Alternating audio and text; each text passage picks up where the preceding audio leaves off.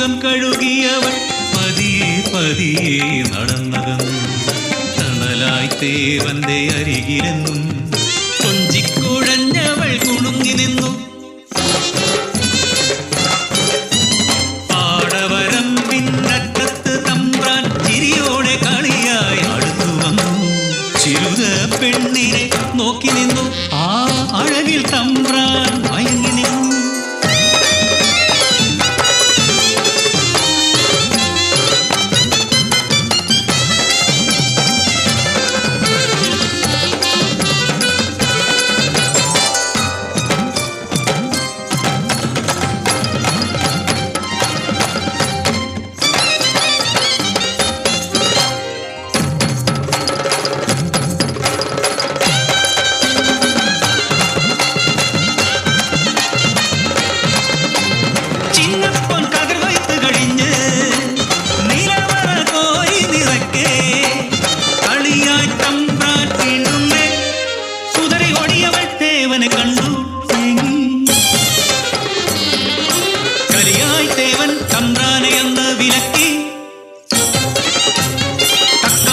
ചതിയൊരുക്കി ദേവനെ തീർക്കാൻ നാടൊരുങ്ങി. കൂട്ടം ചേർന്ന് കഥവനഞ്ഞു നെല്ലുകട്ടെന്നു മുദ്രകുത്തി.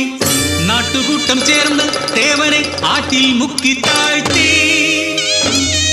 ഇതു കേട്ട ചിരുത നെഞ്ചുപൊട്ടി തേങ്ങി. ദൈവഹിതമോ നീച ചിന്തയോ? ഒളികണ്ണ തമ്പ്രാനെ വിളിച്ചു. അവൾ പകയോടെ ചിരിതൂകി നിന്നു. കൊതിയോടെ തമ്പ്രാൻ അരികിലെത്തി. കയ്യിൽ കരുതിയ അരിവാളുമായി തമ്പ്രാനെ ആഞ്ഞുവെട്ടി. പിടയുന്ന തമ്പ്രാനെ മതിമറന്നവൾ പകയോടെ നോക്കി നിന്നു.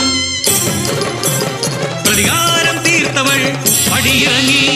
തമ്പ്രാന്റെ കൂട്ടാളർ തേടിയലഞ്ഞു.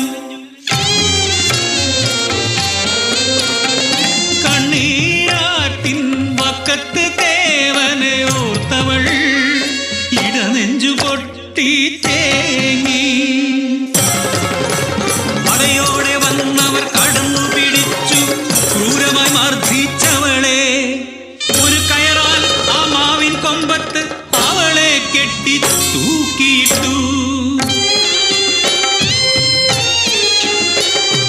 പുലർന്നൊരാ നേരം നാടറിഞ്ഞു.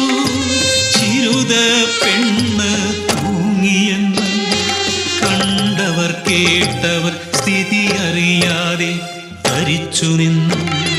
ചിരുത എന്തിന് കടുങ്കൈ ചെയ്തു ദൈവേ? ലാലേ ലാലേ ലാലേ ലാലേ ചന്തുള്ള ചിരുതേ പെണ്ണേ, ചെമ്പട്ടുപുതച്ചുറങ്ങാണോ? തെക്കേ മുറ്റ